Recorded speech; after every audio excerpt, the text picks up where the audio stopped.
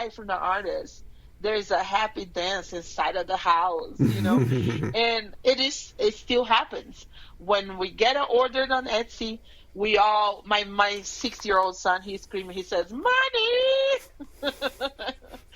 You know, well, we have a happy dance because it's like, I get to make something that I love making anyway, but now it's going to be to someone, or it's going to be a joy to somebody else somewhere.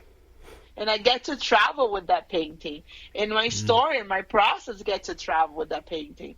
So if you're listening to this podcast and you are an artist, I understand copying, you know, still like an artist, like that book says, still like an artist. But when you copying from someone, remember to put your own heart, your own twist, your own, like, process, your own materials, the things that your life brings with you.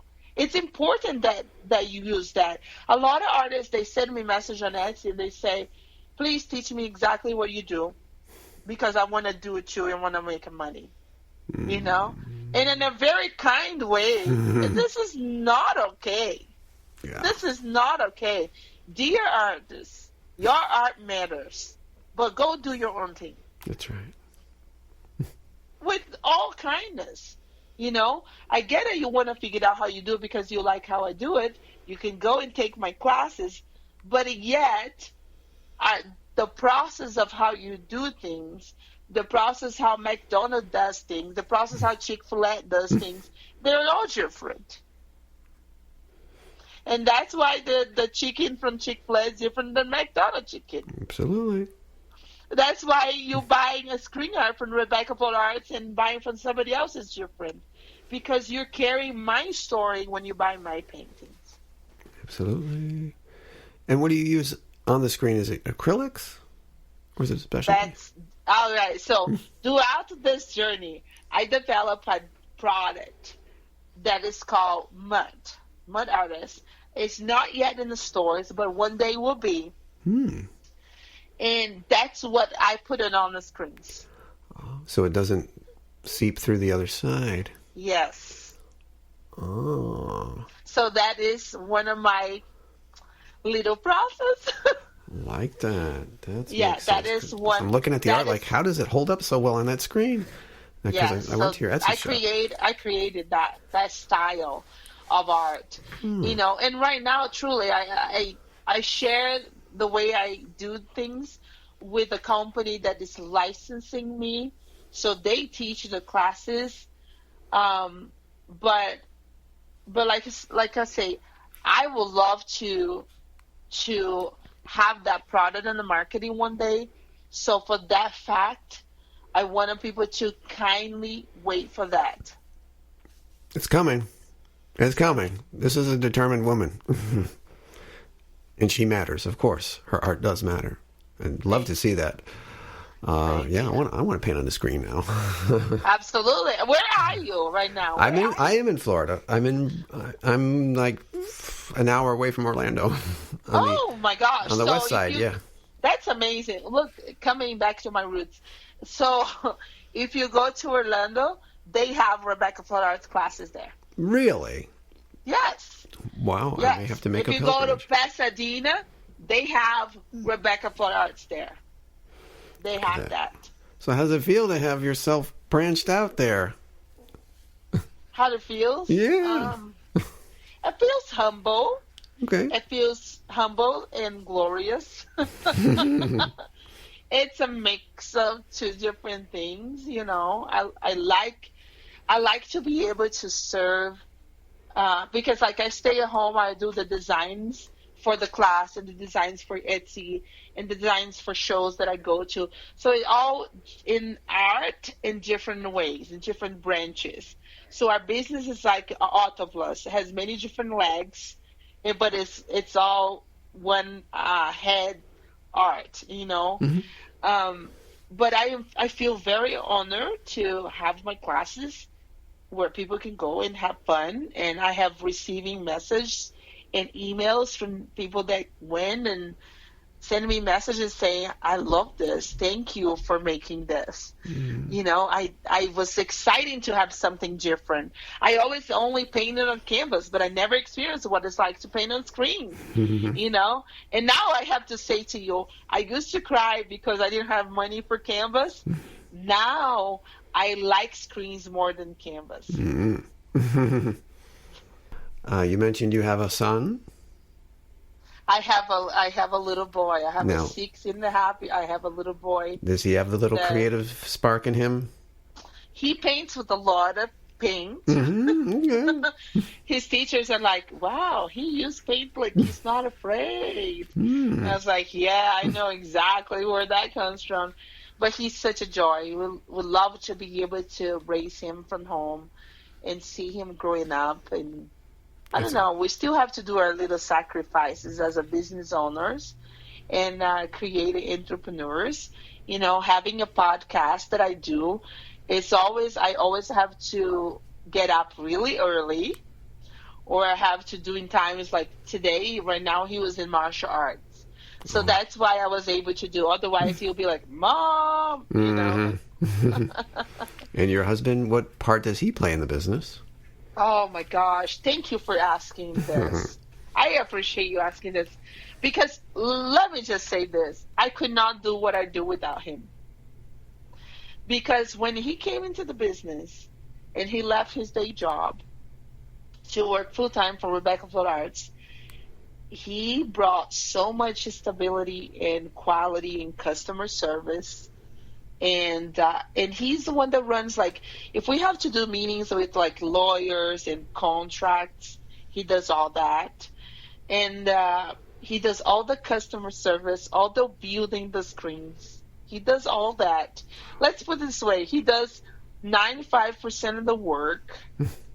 And I get to paint and create and have fun and marketing. I love the marketing. I love selling things. Okay, so if there's one thing that I like, it's to sell. I am passionate about selling things to people. And he's passionate about receiving the money. Of course. Getting the money. And he's passionate about delivering a good quality customer service. And he ships all the artwork. And I mean, and even the shop, okay, alone that we have, 7, 8 artists that works there. He's great. He's the one that does all the pay and buy in inventory and everything. And I my part of the job is to sell and help marketing and encourage the artists, and keep the uplifting spirit in the shop. And I love that. Does your husband do any painting? He does. Okay. He does. He actually does all the framing. I don't paint any frames for many years now. I don't do any framing painting. So we have a girl named Ashley that works at the shop. She's amazing. She helps us do frame, and my husband does frame, and we're looking into how can we grow bigger and make it faster and better. So we're always looking ways to grow, how to make it better. So great. Big question though. I know it's a struggle. We have a struggle trying to be an artist, being a creative. Did you ever feel like giving up? Yes. I did. I did. I felt like giving up. And then I realized that I couldn't do anything else other than art. Great answer. Yeah. You pushed through. That's important. Yeah. Why do you think so many artists do give up? What I think about artists when they do give up? Why do you think many of them do? Why do they say, I tried and I couldn't do it, so why bother, I think they give up because fear of, and also they feel that the world is judging them and they have to show up successful, and they're trying other methods about money. How can I make money? And I think there's also this self-sabotage. And I think that artists like, oh yeah, I really want to do this. But then when it comes to really like get up and get to work, they don't. They self-sabotage themselves. And you would never ever can be successful if you sabotage your own self. You have to fight for you, right? Absolutely. Because that's your future. And guess what? We don't have a 2 life, 3 lives, 7 lives to live. We have 1 life to live. Why not to do what you love to do, right? I wanted that for my life. I am living it. But I also see so many different artists that are way more talented than myself. They know how to do faces, they know how to do animals, and they're so good with the brush. But you know what they don't do? Is to get up and go to work. So I really believe that if you get up and you go to work consistent and have an urgency, like you have a deadline to deliver the work for yourself. If you show up and show up and show up and work without anyone ever paying you, you're working, you're doing the job, things will change around, things will turn around, and you're going to see your life is going to look like. It's going to be barely recognizable. Mm-hmm. Awesome. Do you think we all have a little artist inside of us? 100%. Yes. I had a feeling that would be the answer. I really believe it. Pablo Picasso says, every child is an artist. The problem is that when we grow up, we forget this, right? We forget this. I really believe that everybody has a creation inside of them. If there's a book, if there's a way of speaking, a podcast, a painting, a storybook, a cookbook. How many of my friends, they cook incredible food, and they don't even put a recipe into a format of a book to try to sell that. They don't believe that they can do it. But if you believe, the places that you can go and the people that you can touch and the life that you can live, it's incredible. You can be your own worst enemy or your own best friend. You choose. At the end of the day, the choice is in your hands. You Absolutely. choose. So that leads me, you said podcast. You have one. It's called Jump.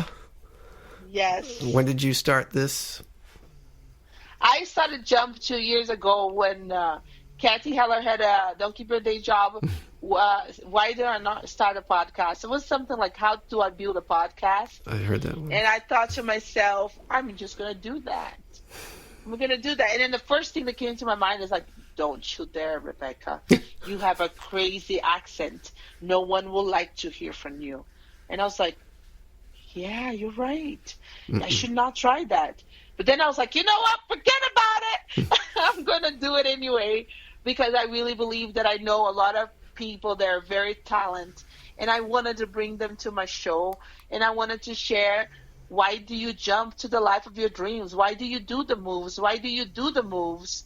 Or why do you go to the places where you feel afraid? And I wanted to share that message. I wanted to share in my own voice what it was like for me, as an immigrant child and everything that I went through. I wanted to share it. And you know how many episodes you've had so far? 65. Woohoo! Way to go. 65 episodes, and I think I am into 5,500 downloads. Woo! Way to go. Awesome. That's what we like to hear. And I learned how to do it in YouTube. I was like, and I was like, clack, clack, clack. And I wanted to do like the first of the year. So it's literally New Year's Eve. I was inside of my office at 1 a.m, like, clack, clack, trying to figure it out, like, how do I do this? And then I knew, like, it sounds so bad, Alex. I was like, hello. It sounds so bad that I was like, okay, this is really, really bad. I'm not going to tell anyone that I do this. And then for a whole year, I never told anybody I had a podcast. No one knew it. Oh, wow. But then you decided, let the world hear it? Well, after 1 year, I started feeling a little better. And I started feeling like, okay, I think I can be myself. It's not weird. And then I decided, you know what? I'm just going to share it. I'm going to share it to my friends and some people that I do this. And I share. I don't share crazy, but I share a little bit. Okay. The title of the podcast is Jump. You had to make that jump, right? Yeah. You're right. Jump. Comes full Yes. circle. Yes. Any advice for future artists?